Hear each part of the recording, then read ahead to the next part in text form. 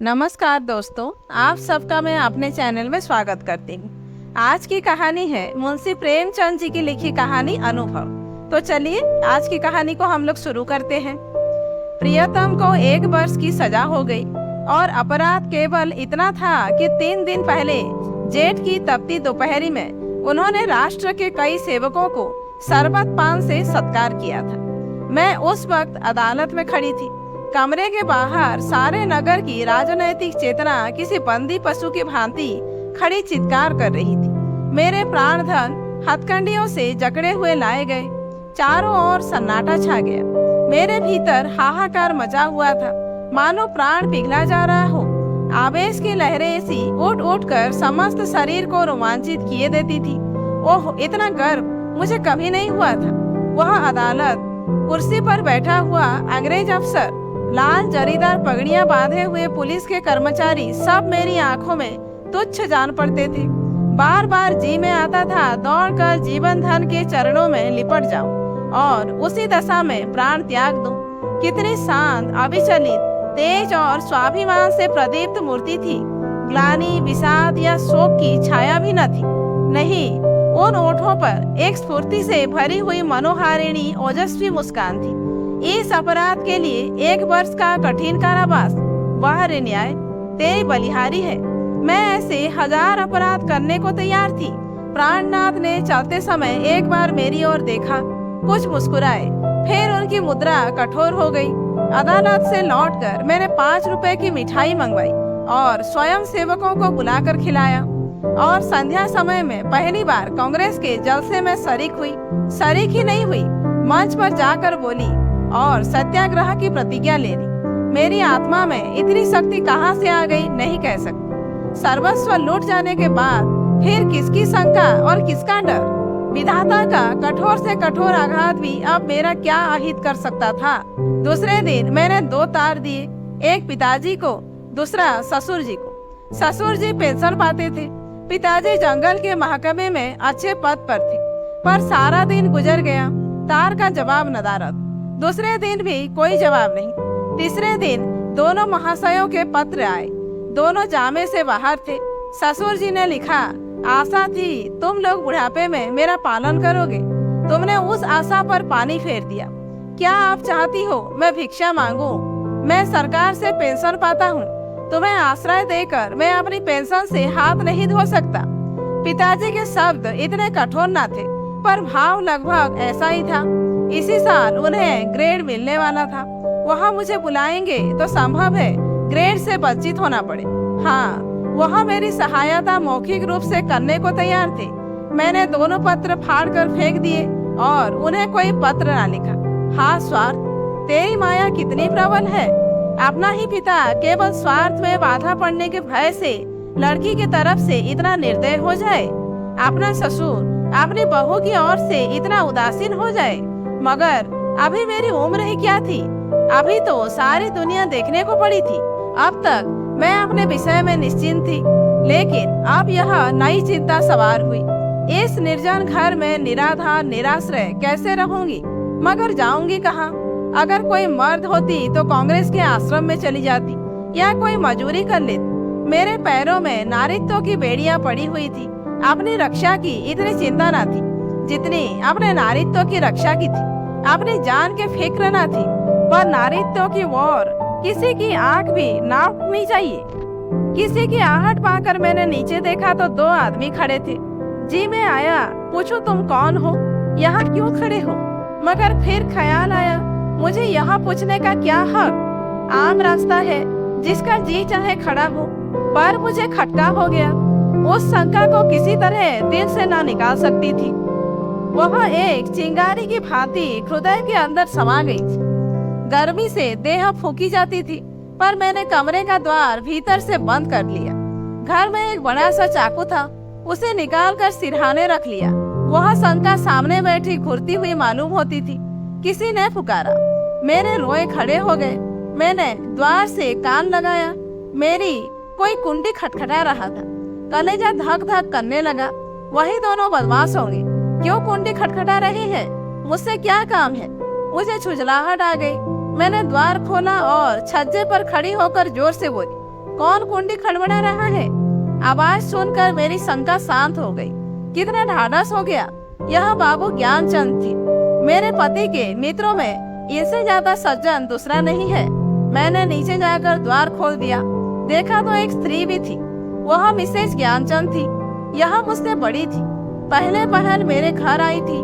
मैंने उनके चरण स्पर्श किए। हमारे वहाँ मित्रता मर्दों ही तक रहती है, औरतों तक नहीं जाने जाती। दोनों जने ऊपर आए। ज्ञान बाबू एक स्कूल में मास्टर है, बड़े ही उदार, विद्वान, निष्कपट। पर आज मुझे मालूम हुआ कि उनकी पथ प्रदर्शिका उनकी स्त्री है। वह दोहरे बदन की प्रतिभाशाली महिला थी।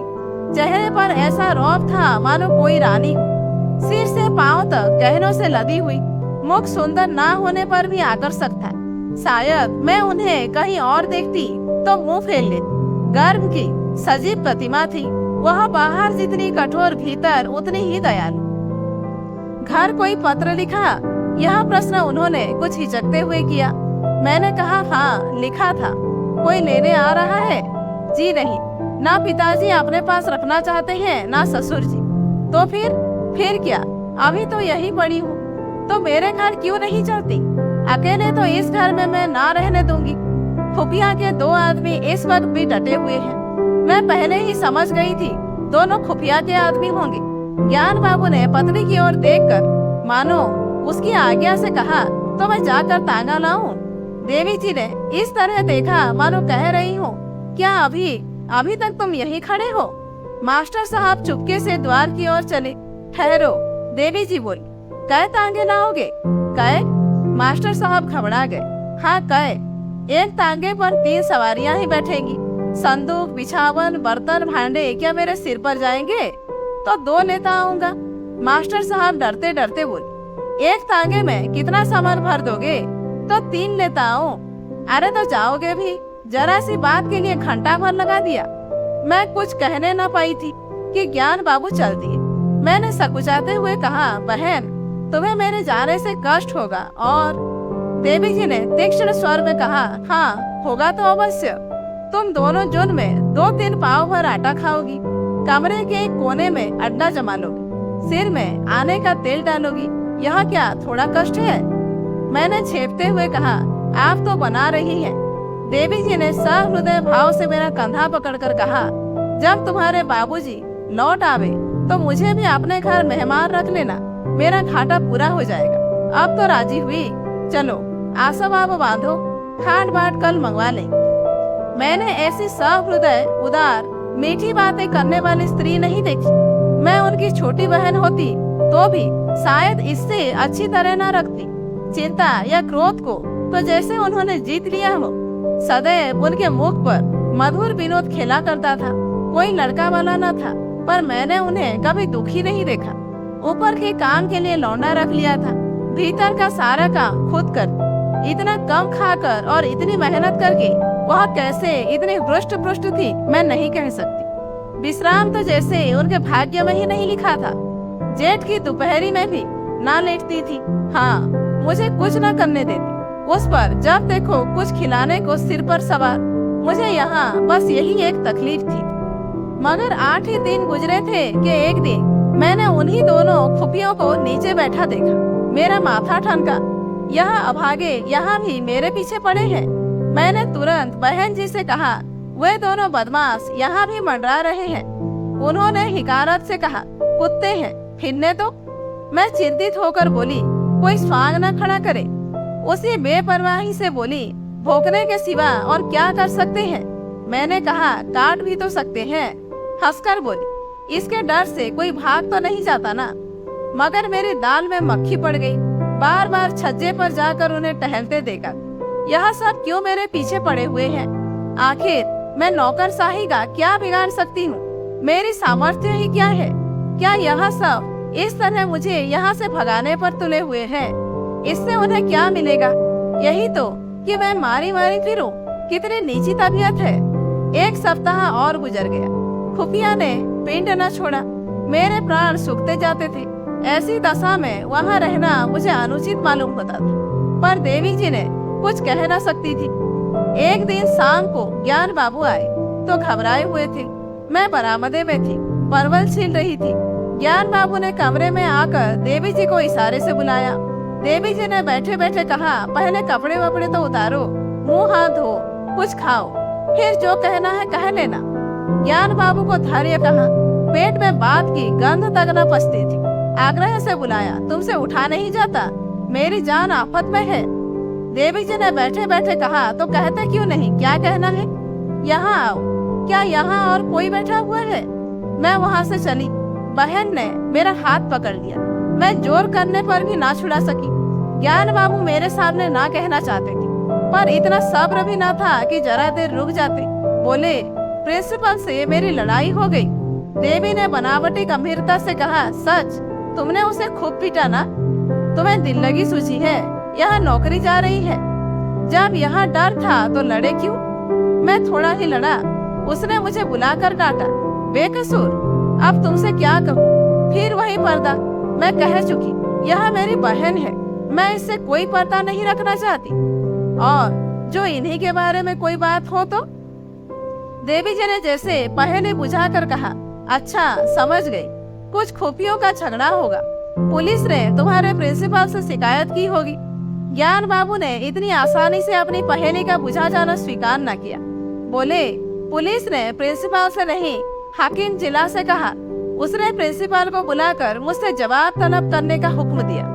देवी ने अंदाज से कहा, समझ गई। प्रिंसिपल ने तुमसे कहा होगा कि उस स्त्री को घर से निकाल दो। हाँ, यही समझ लो। तो तुमने क्या जवाब दिया? अभी कोई जवाब नहीं दिया। वहाँ खड़े खड़े क्या कहता? देवी जी ने उन्हें आड़े हाथों लिया। जिस प्रश्न का एक ही जवाब हो, उसमें सोच विचार कैसा?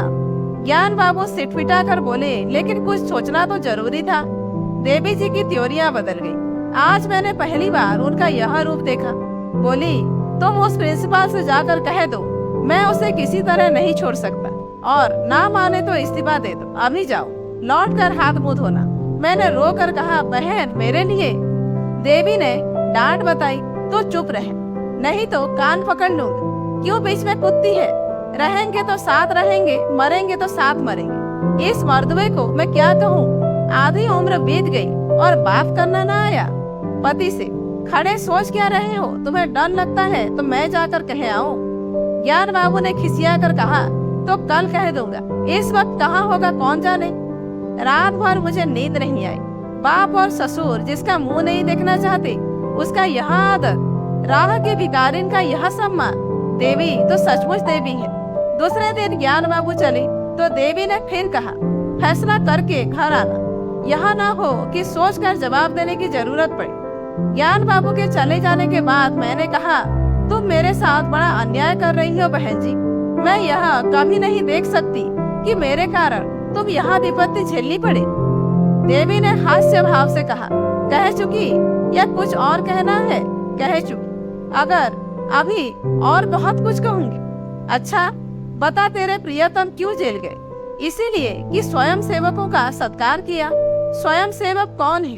ये हमारी सेना के वीर हैं, जो हमारी लड़ाइयाँ लड़ रहे हैं। स्वयं सेवकों के भी तो बाल बच्चे होंगे, माँ बाप होंगे, वहाँ भी तो कोई कारोबार करते होंगे, पर देश की लड़ाई लड़ने के लिए उन्होंने सब कुछ त्याग दिया है। ऐसे वीरों का सत्कार करने के लिए जो आदमी जेल में डाल दिया जाए, उसकी स्त्री के दर्शनों से भी आत्मा पवित्र होती है। मैं तुझ पर एहसान नहीं कर रही हूँ, तू मुझ पर एहसान कर रही है। मैं इस दया सागर में डुबकियां खाने लगी। बोलती क्या?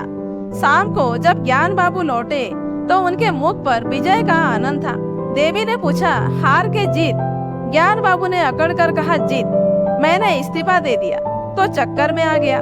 उसी वक्त हाकिम जिला के पास गया। वहाँ न जाने मोटर पर बैठकर दोनों में क्या बातें हुई। लौटकर मुझसे बोला, आप पॉलिटिकल जलसों में तो नहीं जाते? मैंने कहा, कभी भूलकर भी नहीं। कांग्रेस के मेंबर तो नहीं है? मैंने कहा, मेंबर क्या, मेंबर का दोस्त भी नहीं। कांग्रेस फंड में चंदा तो नहीं देते? मैंने कहा, कानी कौड़ी भी कभी नहीं देता। तो हमें आपसे कुछ नहीं कहना है, मैं आपका इस्तीफा वापस करता हूँ। देवी जी ने मुझे गले लगा लिया। तो दोस्तों, आज की कहानी यहीं पर समाप्त होती है। कहानी कैसी लगी कमेंट करके जरूर बताइए।